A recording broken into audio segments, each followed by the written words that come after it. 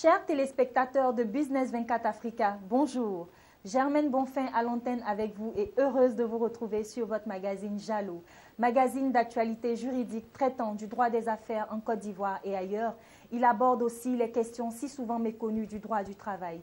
Vous le savez, Jalo, c'est aussi un panel de rubriques que sont l'actualité juridique, le contentieux des affaires, les maximes de droit et la parole du milliardaire. À présent, découvrons ensemble notre sujet du jour.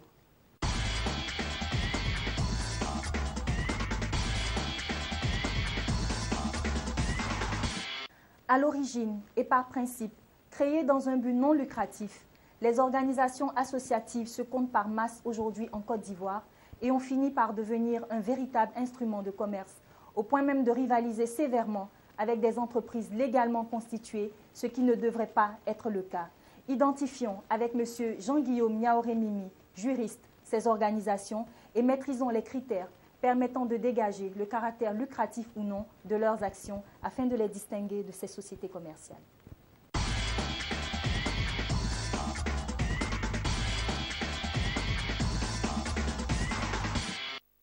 Une association peut-elle concurrencer des entreprises commerciales? Ok, merci pour cette question. Il faut dire déjà qu'une association et une entreprise commerciale ont deux régimes juridiques très différents. Et donc, c'est un peu comme, on va le dire en mathématiques, deux droites parallèles qui ne sont destinées à ne jamais se croiser. Donc, tant qu'une association reste une association, elle ne peut entrer en concurrence avec une entreprise commerciale.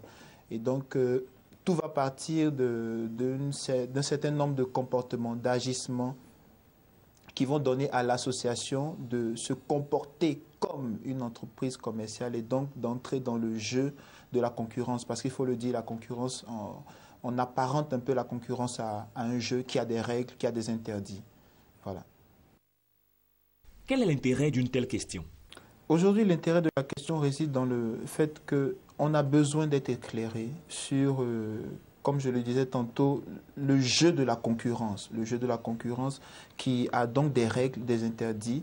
Et le constat est fait aujourd'hui que plusieurs associations ont ce comportement-là d'entreprise commerciale. Pourquoi? Parce que certainement le contexte un peu prête à ce jeu-là. C'est-à-dire, on se cache derrière le nom d'association, mais en réalité, on mène des activités commerciales.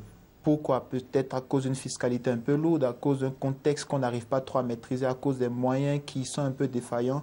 Donc, on se cache derrière ce petit nom d'association, d'organisation associative pour mener des activités commerciales. Il faut rappeler qu'en Côte d'Ivoire, il y a une loi qui a été adoptée en 1991 par l'Assemblée nationale. C'est la loi 91-999 du 27 décembre 1991 qui est une loi relative à la concurrence. Cette loi va organiser donc tout le secteur de la concurrence, les pratiques à ne pas faire, les comportements à ne pas avoir, pour organiser un peu le milieu économique, on va le dire ainsi. Donc, c'est une question très importante aujourd'hui et on a besoin d'être éclairé. L'éclairage de la loi, l'éclairage d'un juriste avisé, l'éclairage de tout un chacun pour avoir le bon comportement et pour ne pas tomber dans les sanctions. Parce que cette loi qui a été adoptée est assortie de sanctions. Vu la loi 91-991 du 27 décembre 1991 relative à la concurrence, quels sont les critères de distinction entre une organisation associative et une entreprise commerciale? Voilà. Donc, vu cette loi, il y a donc cette loi que j'invite tout un chacun à lire, à parcourir avant de se lancer dans une quelconque activité commerciale, parce que cette loi concerne non seulement les entreprises commerciales, mais toute organisation qui se livre dans le commerce, on va le dire ainsi. On peut tirer, on peut faire sortir de toutes ces analyses et l'analyse de cette loi 4 grands critères. Voilà, on a déjà comme premier critère le produit proposé. Deuxième critère, nous avons le public visé. Troisième critère, on a le prix pratiqué sur le terrain.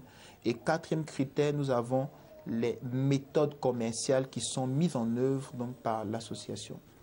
Abordons à présent le premier critère qui est celui du produit proposé. Ce que nous devons retenir à propos de ce premier critère concernant le produit proposé, il faudrait que le produit soit véritablement un produit qui est similaire, c'est-à-dire identique au produit offert ou proposé par une entreprise commerciale. Une association qui met à la disposition de ses membres ou des personnes qui y sont affiliées, par exemple, on va dire des feuilles de papier, ne peut pas être jugée, concurrencer une entreprise qui commercialise des stylos à billes. C'est deux produits différents, donc la concurrence ne peut et ne doit même pas exister entre les deux.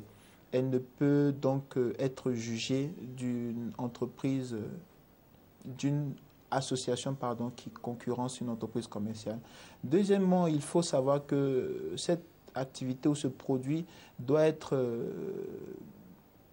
mis à la disposition donc, des membres de l'association dans un cadre bien précis, c'est-à-dire dans un secteur, non pas un secteur d'activité, mais dans un secteur géographique, une certaine délimitation géographique. Et c'est ce qu'on peut retenir de ce premier critère. Ce qu'il faut rappeler par contre, c'est que les produits proposés par les associations, comme leur objet même l'indique, sont des produits qui répondent, on va le dire, à l'intérêt général. Et donc, on sait, pour les associations, elles ont besoin d'un agrément pour pouvoir fournir des services qui visent à satisfaire l'intérêt général. Parce que on ne peut pas, voilà, n'importe qui ne peut vouloir ou prétendre satisfaire l'intérêt général. Il faut donc un agrément qui va donc contrôler ces activités et ces produits. Donc le produit proposé doit entrer dans ces différents critères, si je peux le dire ainsi. Qu'en est-il du public à viser? Le public visé par contre par l'association est, contrairement à l'entreprise qui vise toutes sortes de clientèle, le public visé par l'association doit être des personnes qui sont en difficulté, des personnes d'une certaine catégorie ou classe sociale qui n'ont pas accès à ce qu'on peut trouver sur le marché de façon habituelle, c'est-à-dire le marché qui est attaqué par toutes ces entreprises commerciales. Donc ce sont des personnes qui sont soit diminuées physiquement, qui sont diminuées financièrement ou moralement, c'est-à-dire des personnes handicapées, par exemple, qui n'ont pas donc accès, on va le dire ainsi, qui n'ont pas accès à tous ces services proposés par les entreprises commerciales. Donc c'est le public qui est ici visé en principe par une association. Et donc lorsqu'une association se démarque de cette cible-là, elle entre dans le champ d'action des entreprises commerciales. Parlez-nous maintenant des prix pratiqués. Ok, les prix pratiqués par l'association doivent être des prix différents. On va le dire, des prix, on va le dire des prix sociaux, on va le dire ainsi. Donc des prix qui sont accessibles à une catégorie de personnes qu'on a citées dans le deuxième critère, une catégorie de personnes. Donc ce sont des prix qui sont étudiés, ce sont des prix qui sont souvent subventionnés parce qu'il faut rappeler que certaines associations peuvent bénéficier, des associations dites d'utilité publique, peuvent bénéficier donc de certaines libéralités par des organisations internationales, des ministères, des personnes privées. Et donc, ce sont des prix qui sont subventionnés, ce sont des prix qui sont étudiés pour répondre à un besoin social. C'est un peu cela. De quelle méthode commerciale s'agit-il en matière de distinction? En ce qui concerne les méthodes commerciales pratiquées par les associations, il faut dire qu'une association, en principe, n'a pas d'activité commerciale. Donc, elle n'a pas besoin de mettre en œuvre certaines méthodes commerciales pour attirer une certaine clientèle. Sinon, il peut peser sur cette association une présomption de lucrativité, alors que nous savons que l'association est créée, est montée dans un but, on va le dire, non lucratif. Donc les méthodes commerciales pratiquées par les associations peuvent être des appels lancés pour avoir la générosité du public en ce qui concerne le financement de telle ou telle activité ou la subvention de tel ou tel produit de l'association au bénéfice donc de ces personnes un peu diminuées, de ces personnes, on va le dire, démunies, ces personnes un peu affaiblies financièrement. Donc, c'est ce qu'on peut retenir des méthodes commerciales. Ces méthodes doivent être vraiment, vraiment différentes et se démarquer de celles qu'on a l'habitude de voir en ce qui concerne les entreprises commerciales.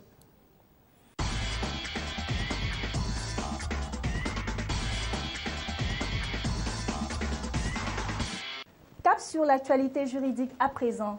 La joie des commerçants n'aura-t-elle été que de courte durée en Côte d'Ivoire avec la création de la Cour d'appel de commerce? En effet, comme nous l'avions indiqué dans notre précédent numéro, le montant du litige ayant été fixé à 1 milliard de francs CFA n'a malheureusement pas été revu à la baisse, malgré la grogne des uns et des autres. Ainsi, tout commerçant dont le montant du litige ne sera pas supérieur ou égal à 1 milliard de francs CFA devra se contenter purement et simplement d'une décision rendue par le seul juge du tribunal de commerce en premier et dernier ressort.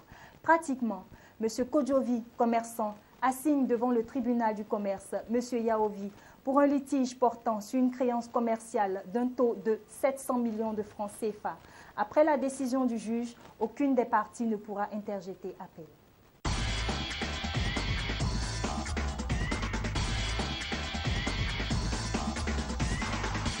Contentieux des affaires à présent. Procès Apple et Samsung. En août 2014, les deux belligérants ont annoncé l'abandon de leurs poursuites judiciaires réciproques dans le monde entier après avoir presque atteint le milliard de dollars en frais de procès. Au final, les véritables gagnants de cette histoire sont bel et bien les avocats des deux concurrents.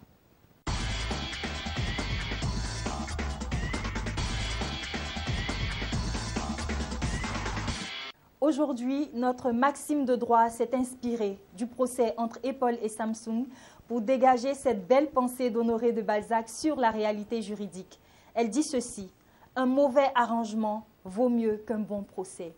En effet, un compromis, si peu favorable soit-il, vaut mieux qu'un bon procès. L'arrangement facilitant les échanges humains permet de gagner en temps et en argent autant d'impératifs liés à la tenue d'un procès. Finalement, Apple et Samsung auraient dû s'inspirer de cette maxime.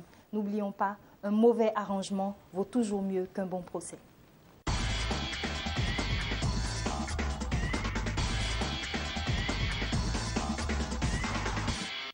Côté milliardaire, nous nous laissons aujourd'hui enseigner par Richard Branson, encore appelé l'enfant dyslexique devenu milliardaire.